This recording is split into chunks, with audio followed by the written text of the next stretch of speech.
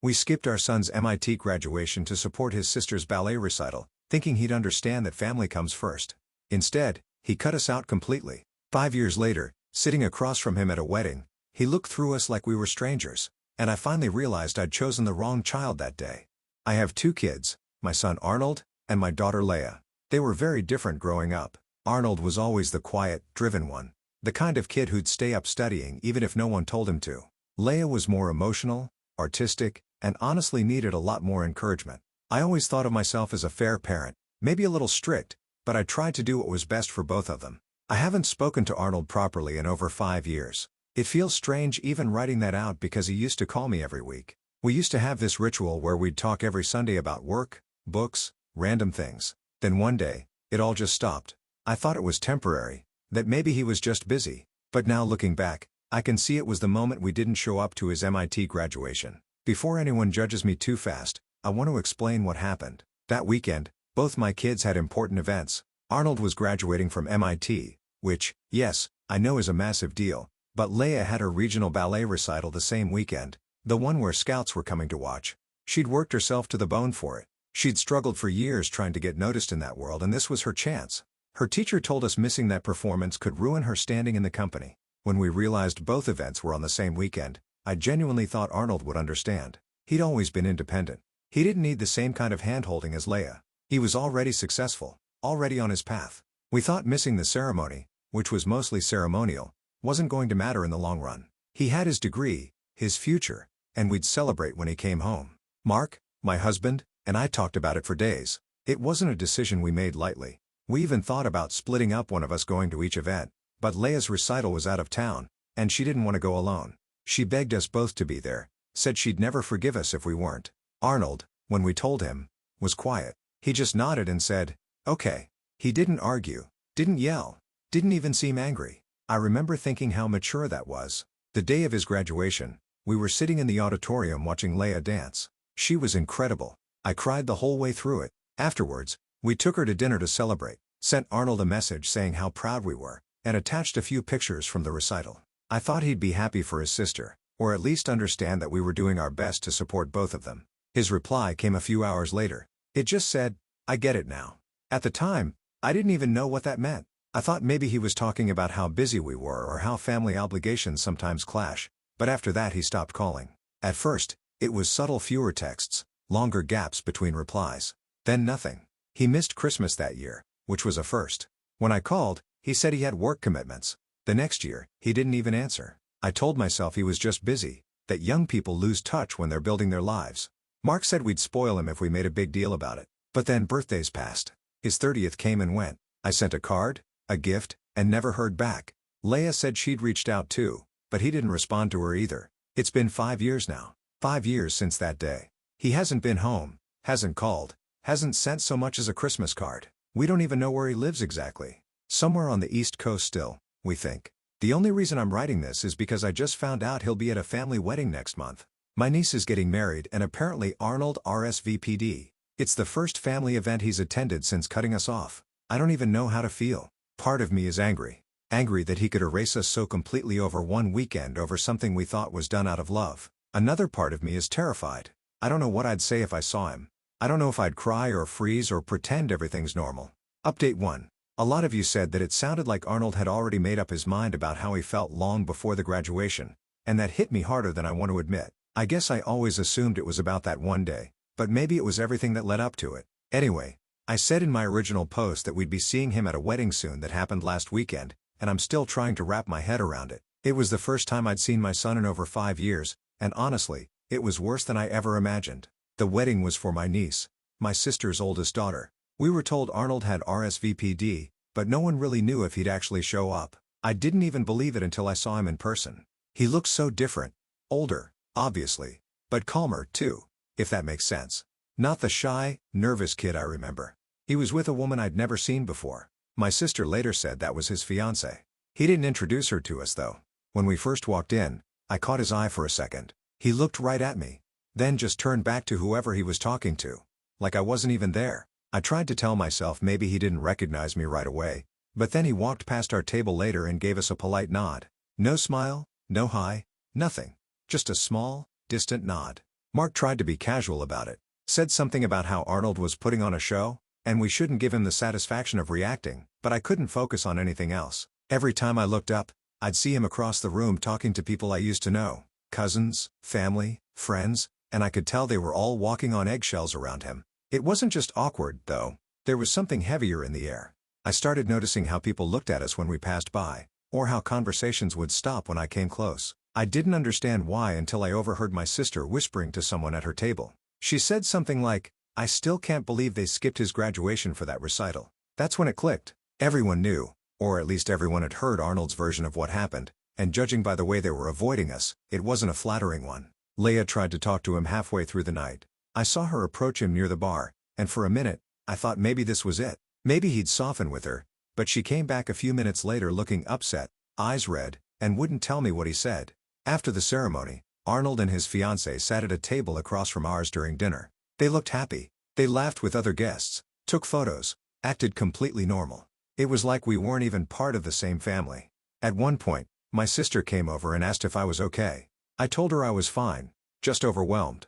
She gave me this look, pity mixed with discomfort, and said, "He's been through a lot." You know, that confused me. What did she mean, been through a lot? On the way home, I asked Mark if he'd heard anything from Arnold's side of the family. He said no and told me not to dwell on it, that Arnold was just trying to make us feel guilty. But I can't shake the feeling that there's something I'm missing here. Something more than just hurt feelings over one missed graduation. Update 2. It's been another few months since my last update, and I think this one might be the hardest to write. Things have changed a lot since the wedding, mostly because reality hit us harder than we expected. After that day, I kept hoping that maybe my son would eventually respond to my emails. Every morning, I'd check my inbox, half expecting something, anything from him. But weeks turned into months, and nothing came. No reply, no message through relatives, not even a forwarded thanks. It was silence. At first, I thought maybe he was taking time to process. Now, I think he just doesn't want anything to do with us.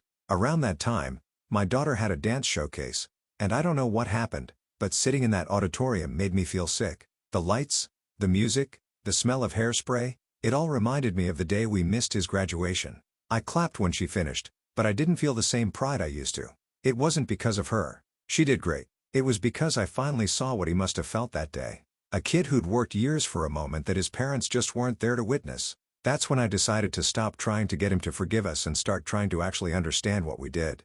I reached out to his old roommate from MIT, someone I hadn't spoken to since his college days.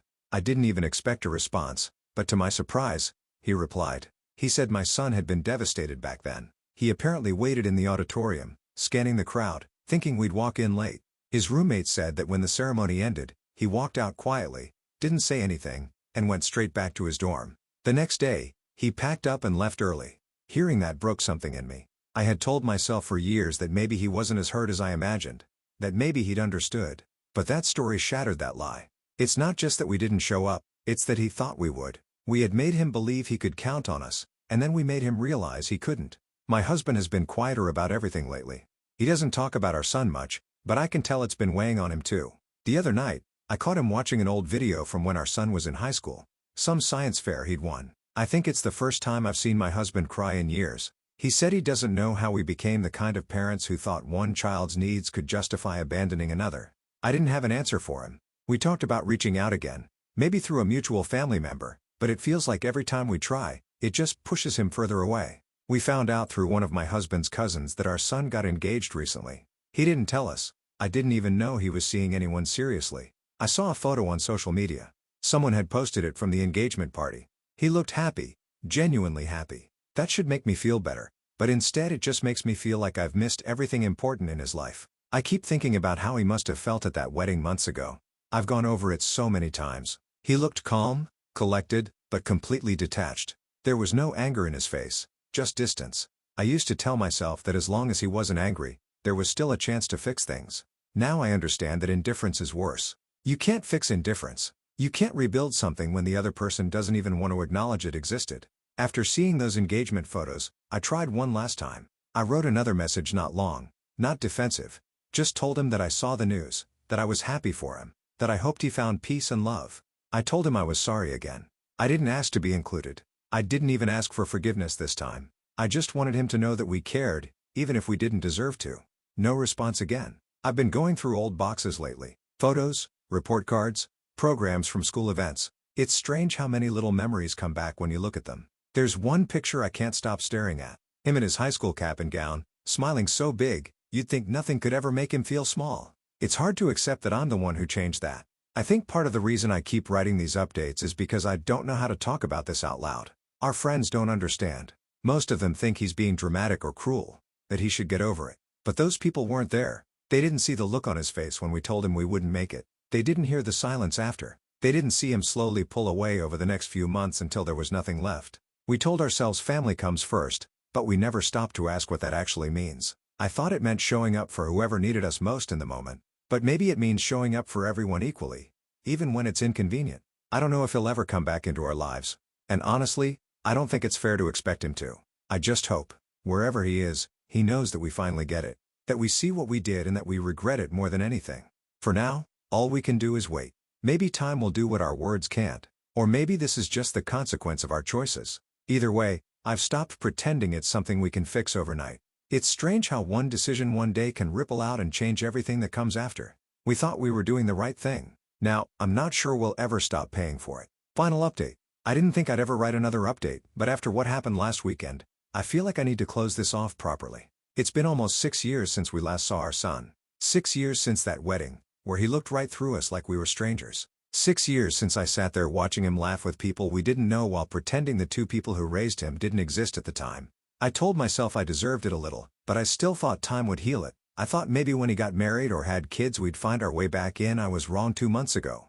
We got a wedding invitation in the mail, not from him but from his fiance's parents. It had his name and hers on the front, but there was no personal note, no message, no acknowledgement that we were the people who brought him into this world. It was just a formal invite.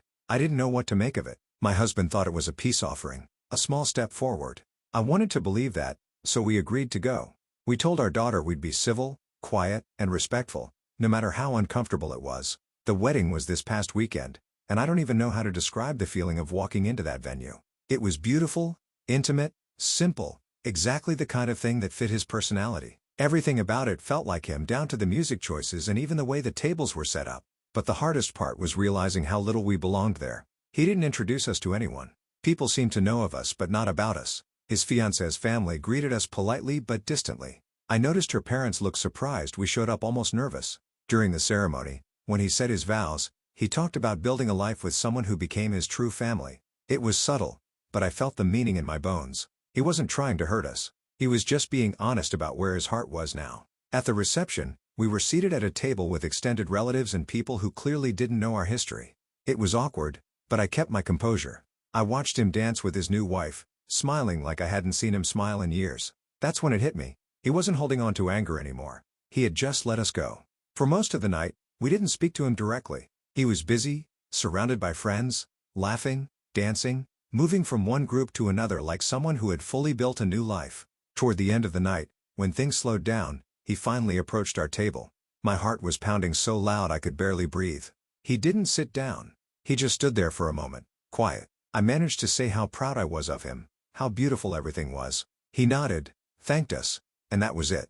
No small talk, no emotional reunion, just polite distance. It wasn't cruel. It was just final. On the drive home, neither of us spoke for a long time. My husband kept his eyes on the road and I just stared out the window. I think that was the moment it really sank in that there's no going back. There's no single gesture, no apology, no letter that will undo what we did. We missed one of the biggest days of his life, and no amount of regret will ever erase that. When we got home, I went into our daughter's room to check on her. She'd stayed behind because she didn't want to go. It was her choice, and I respected it. She asked how it went, and when I told her we saw him, she asked if he hugged us. When I said no, she just nodded and went quiet. I think she's made her peace with it too, in her own way. The next morning, I found an envelope slipped under our door. It was from the wedding coordinator. Inside was a thank you card signed by both him and his wife. It was generic, the kind you send to every guest, but there was one line written in his handwriting at the bottom. Thank you for coming. I hope you both find peace too. I don't think I've cried that hard in years. Because that was it. That was his goodbye, written in a way that didn't sound angry, didn't sound bitter, just done. It was him letting go of whatever weight he'd carried all this time. I think I finally understood what he wanted from us. Not excuses, not guilt, just for us to stop pretending we could make it right. Our daughter's in her senior year of high school now, And she's been accepted into a few colleges already. She told me the other night that she doesn't want us to miss anything, not even a small performance or event, and I promised her we wouldn't. Not because we're trying to make up for the past, but because we finally learned what it means to show up. The last 5 years have been a slow, painful education in humility. I used to think being a parent meant always knowing best. That family first meant sacrificing logic for loyalty. But now I know that family isn't about who you think deserves your presence. It's about being there for the people who need you, even when it's inconvenient. Especially then. We chose the wrong child that day. Not because our daughter wasn't worthy of our support, but because we made one child feel like he wasn't worth showing up for. That's the difference. And it cost us our son. I don't know if he'll ever reach out again or if we'll ever see him beyond brief polite encounters like that wedding. But for the first time, I'm not holding on to the hope of someday. I'm just grateful he's happy. He looks healthy, grounded, surrounded by people who clearly love him. That's all I could ever want for him, even if I'm not part of that world anymore. Sometimes you don't get second chances. Sometimes all you get is the clarity of seeing the damage you caused too late to fix it. But you still learn from it. You still change. I'll never stop loving him, even if I never hear him call me mom again. And maybe that's the quiet truth of it all. You can love someone deeply and still have to live with the fact that they're better off without you.